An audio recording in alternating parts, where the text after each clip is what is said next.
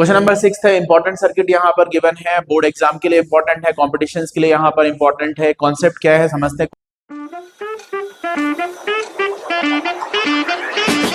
तक important topic जो हम यहाँ पर कवर कर चुके हैं आपके चैप्टर 3 में, केवीएल है, केसीएल है, व्हीटस्टोन ब्रिज, इन्हीं पे न्यूमेरिकल की स्टार्टिंग यहाँ पर करने जा रहे हैं। आप देख सकते हैं पहला क्वेश्चन आपके पास में एक सर्किट यहाँ पर गिवन है।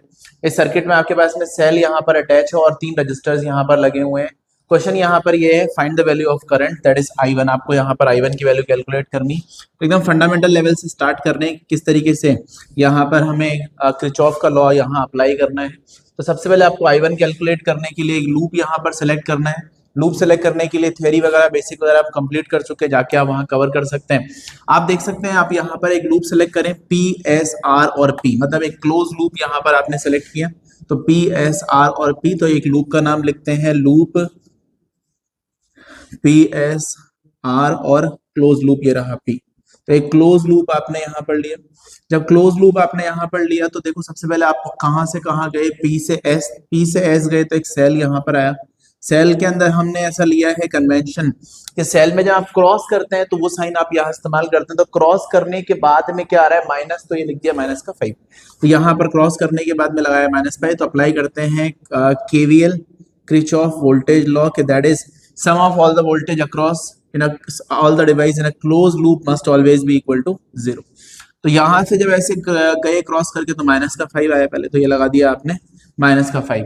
सर्किट में पहले से करंट गिवन है तो वही का वही करंट हम यहाँ इस्तेमाल कर रहे हैं। अब देखो S से R यहाँ पर जा रहे हैं, देखो S और R, पहले गए P से S और अब जा रहे हैं S से R, तो एक रजिस्टर आ रहा है। जब इसके ऊपर एक रजिस्टर के ऊपर से आप यहाँ पर जा रहे हैं और करंट है I माइनस I1, तो क्या लिखेंगे माइनस का 200, ये रहा आपका रेजिस्टेंस, और I माइनस I1, मतलब आप बोल सकते हैं V इक्वल टू यहाँ पर कितना है IR।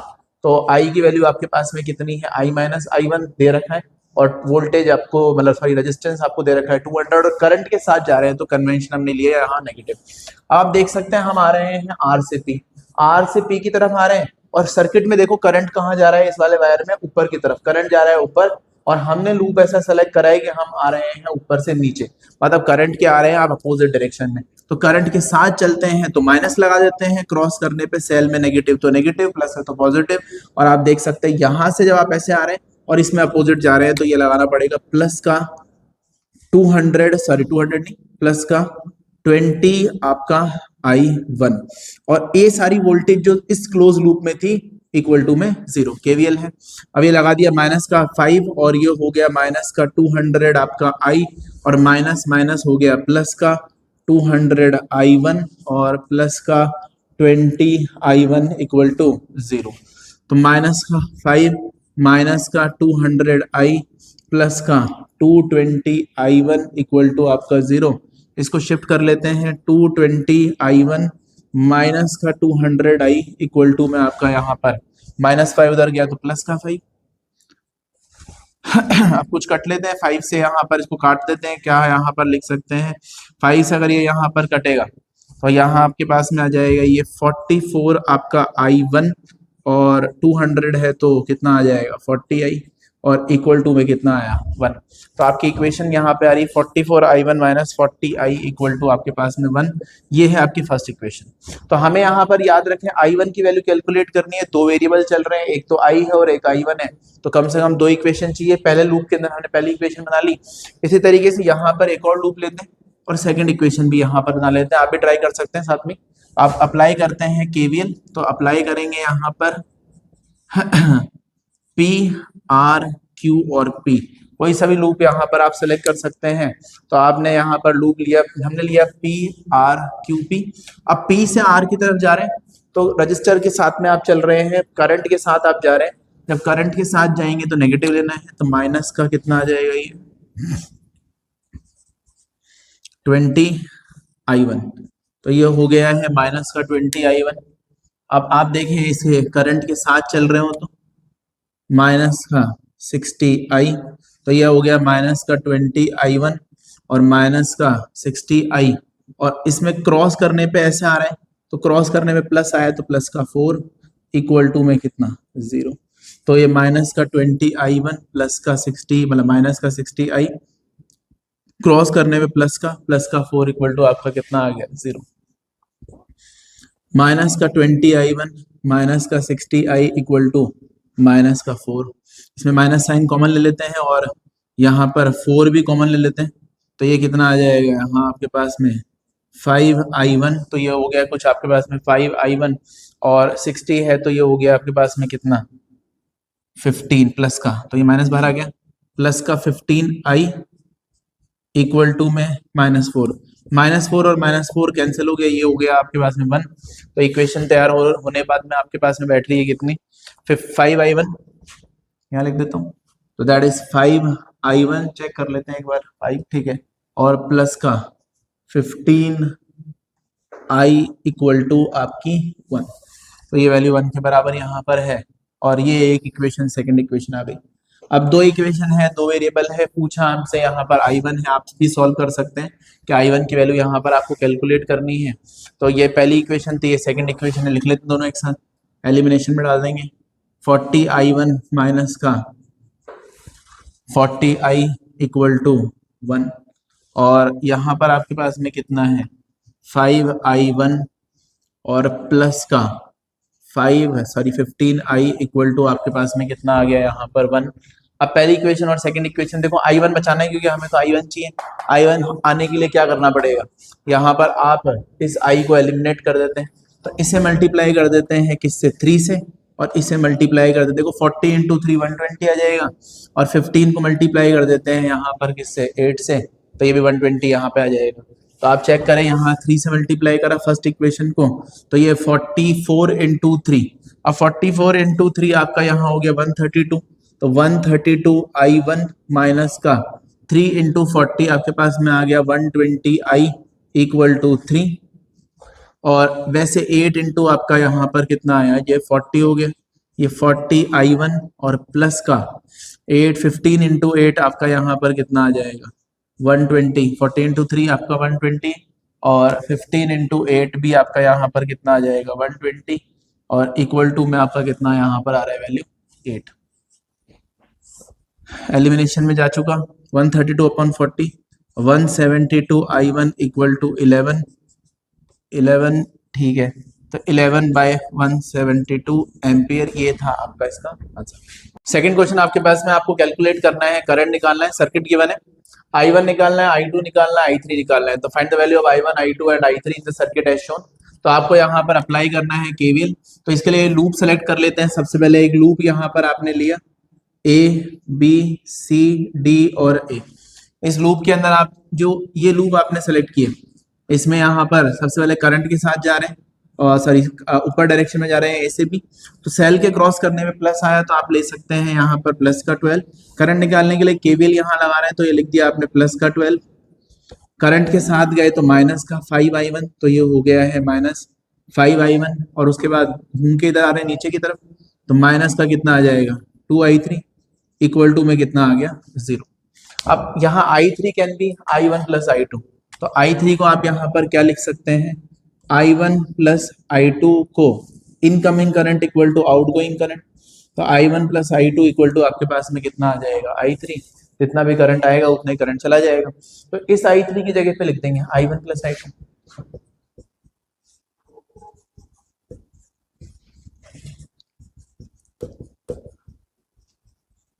तो i1 plus i2 equal to में कितना आ गया 0, तो 12 माइनस का 5i1 माइनस का 2i1 और माइनस का 2i2 इक्वल टू 0।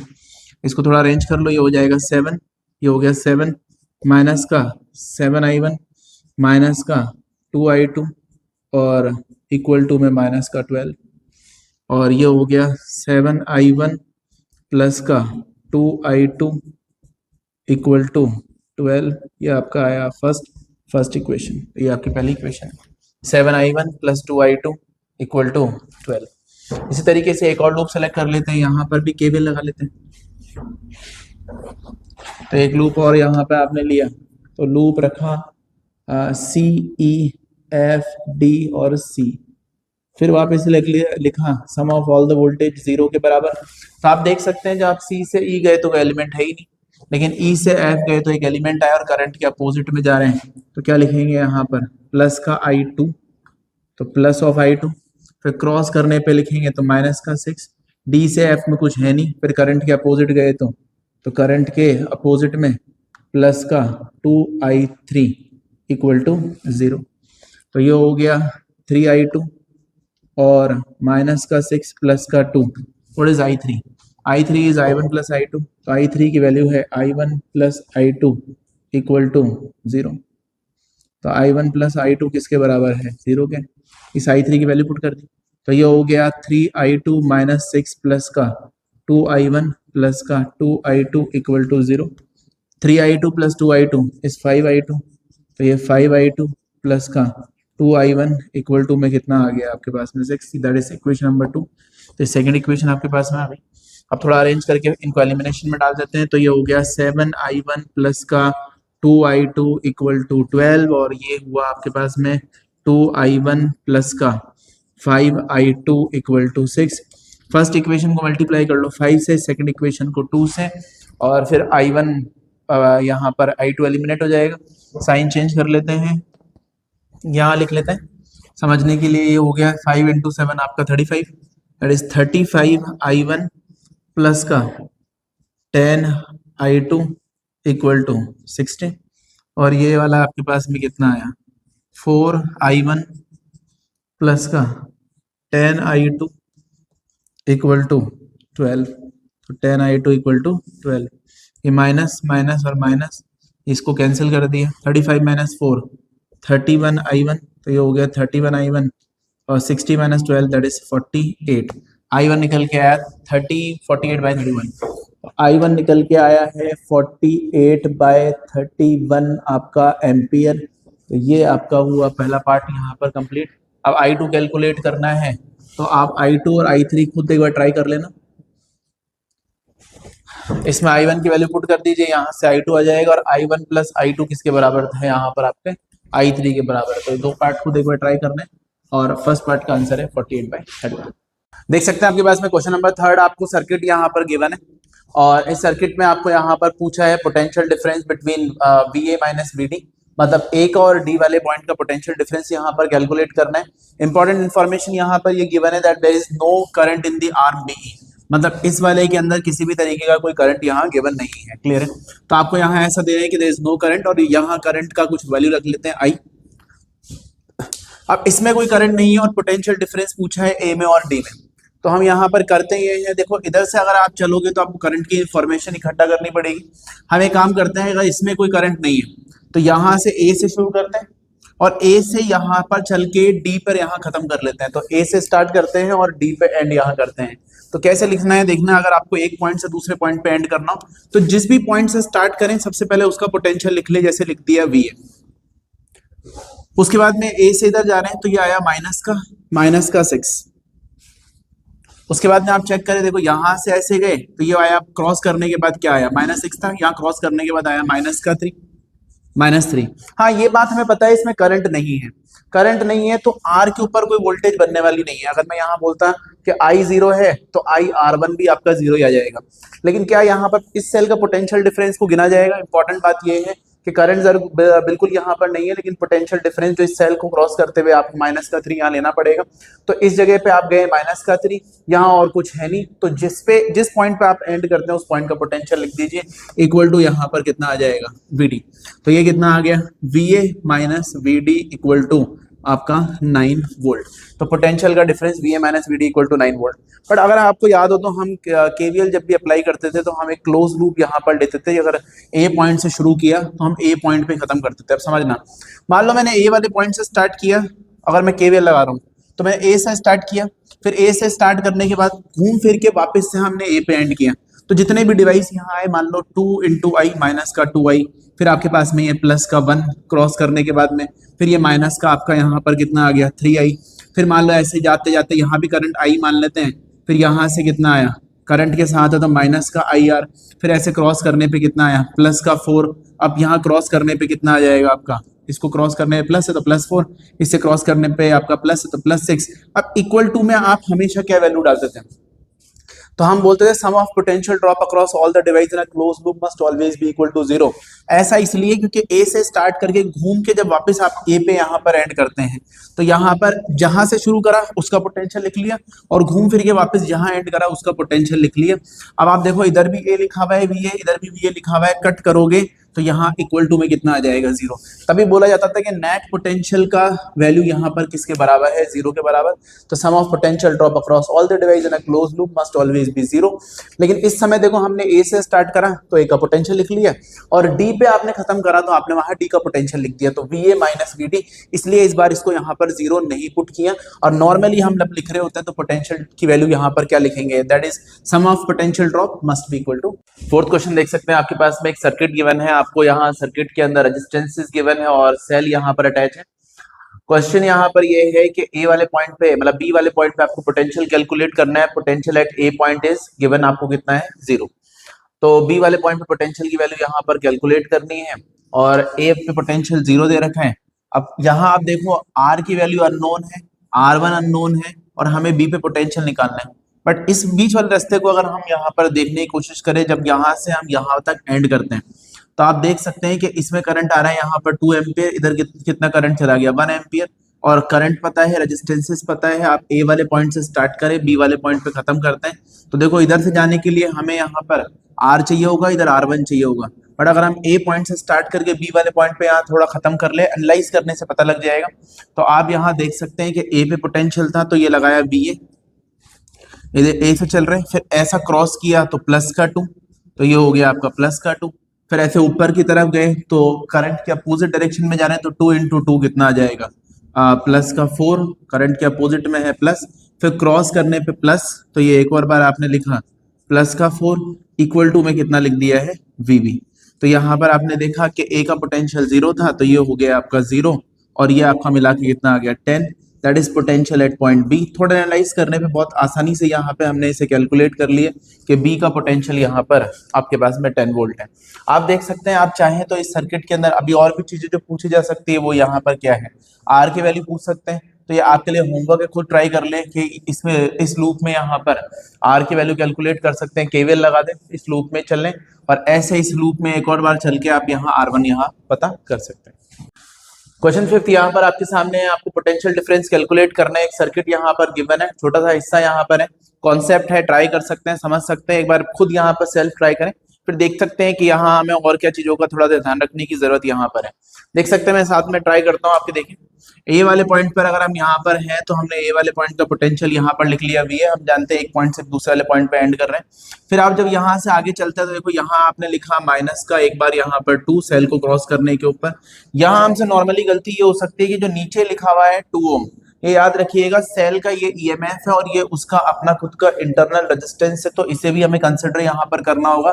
ये एक्सटर्नल रेजिस्टेंसेस की तरह यहाँ पर है, हो सकता है किसी सेल के अंदर ईएमएफ और इंटरनल रेजिस्टेंस ऐसे अलग लिख के बनाए हों, और ये भी हो सकता है कि यहाँ पर एक सेल दिया हुआ हो और उसके अंदर आपके सामने सेल के अंदर इंफॉर्मेशन कुछ ऐसी हो कि ये लिखा हुआ हो 2 वोल्ट कॉमा आपके पास में 3 ओम। अब ये 2 वोल्ट कॉमा 3 ओम का इंडिकेशन ये दे रहा है कि ये सेल का अपना ईएमएफ है और ये इसी का अपना खुद का इंटरनल रेजिस्टेंस है। तो केवीएल लगाते हुए हो सकता है ये 3 आपसे यहाँ पर मिस हो जाए, तो इसके रिलेटेड थोड़ा हमें यहाँ ध्यान रखना होगा कि नीचे जो लिखा हुआ है ये अपने इस सेल का एक इंटरनल रेजिस्टेंस यहाँ पर है, इसकी पोटेंशियल को मिस नहीं करना है। तो यहाँ पर ये बी ए लिख दिया है, फिर ये लिख दिया आपने यहाँ पर 2 क्रॉस करने पे माइनस का 2, बट करंट के साथ हम यहाँ पर जा रहे हैं और करंट जो है आप इसी सेल को अगर मैं यहाँ पर समझाने के लिए ऐसे बना दूं थोड़ा, तो थोड़ा क्लियरिटी हमें यहाँ आ जाएगी। तो आप देख सकते हैं कि करंट इस तरीके से गया, अब करंट के साथ जा रहे हैं तो सेल पे रेजिस्टेंस पे पोटेंशियल कैसे लिखेंगे, 3 इंटू 2 मतलब I इंटू आर।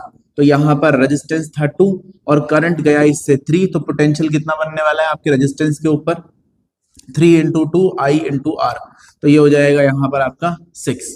तो इससे इसको मल्टीप्लाई करा, बट करंट के साथ यहाँ पर था तो करंट के साथ में आपने कैसा लिया, नेगेटिव।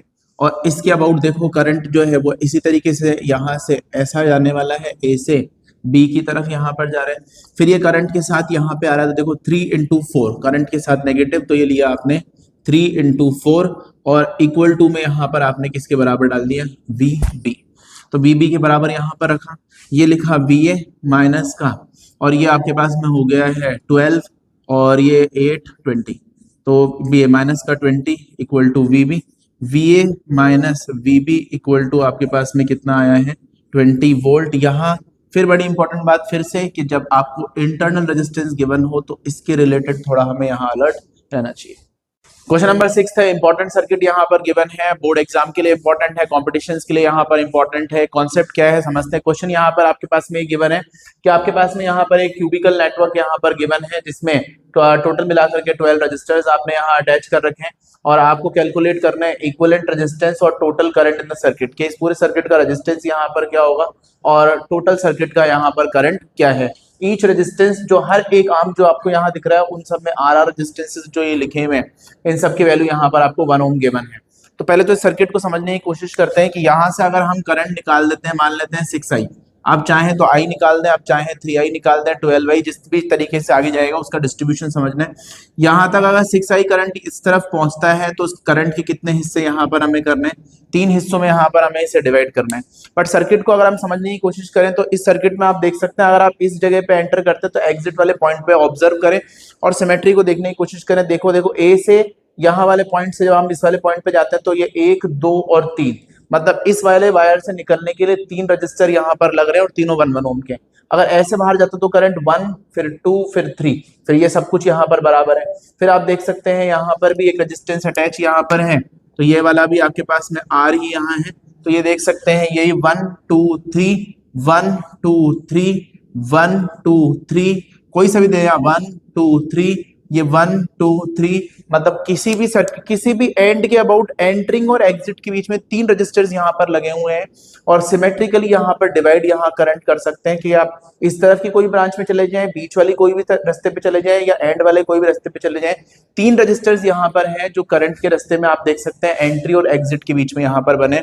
तो ये एक सिमेट्रिक यहाँ पर सर्किट है और जैसे ही करंट यहाँ इस रास्ते पे पहुंचा इसे यहाँ पर तीनों हिस्सों में बराबर डिवाइड होना पड़ेगा। कि इधर आने वाला करंट अगर 6i है तो यहाँ पर करंट चला जाना चाहिए 2i, बीच वाले में भी 2i और इधर वाले में भी यहाँ पर 2i। कारण समझ ही आ गया होगा, सिमेट्रिक सर्किट है तो डिस्ट्रीब्यूशन करंट का यहाँ पर बराबर होना चाहिए।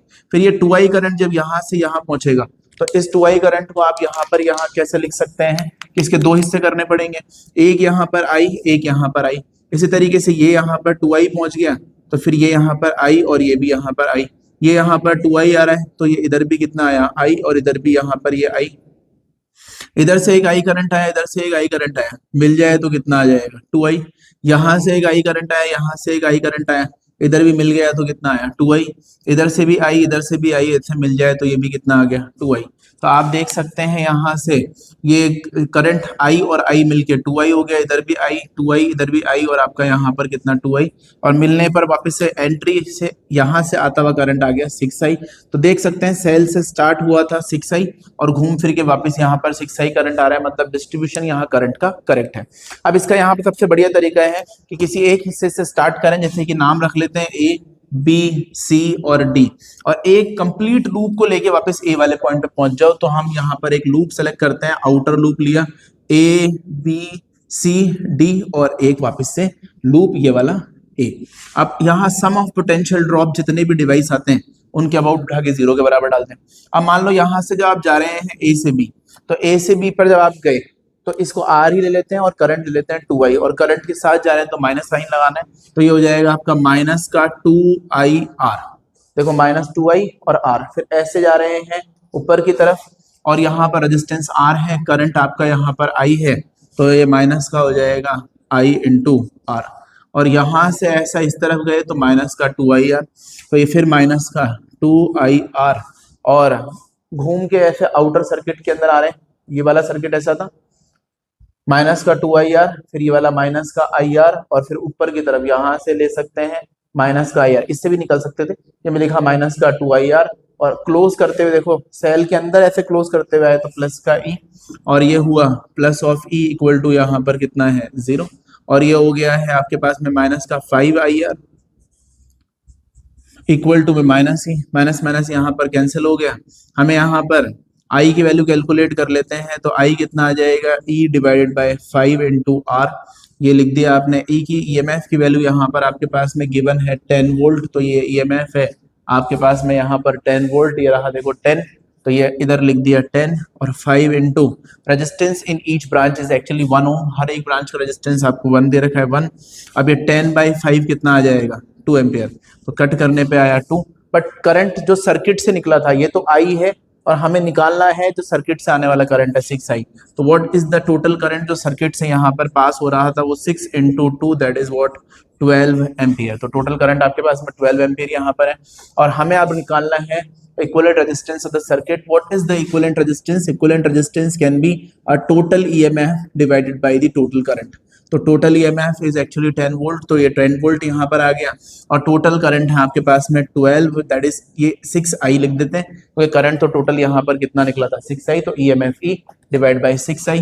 तो ये लिखा 6 इंटू i हम देख चुके हैं 2 है, तो ये हो गया 2, तो ये 6 डिवाइडेड बाय 12, ये आंसर आया 5/6 ohm. That is R equivalent for the circuit 5/6 ohm और टोटल करंट इज 12 एम्पियर।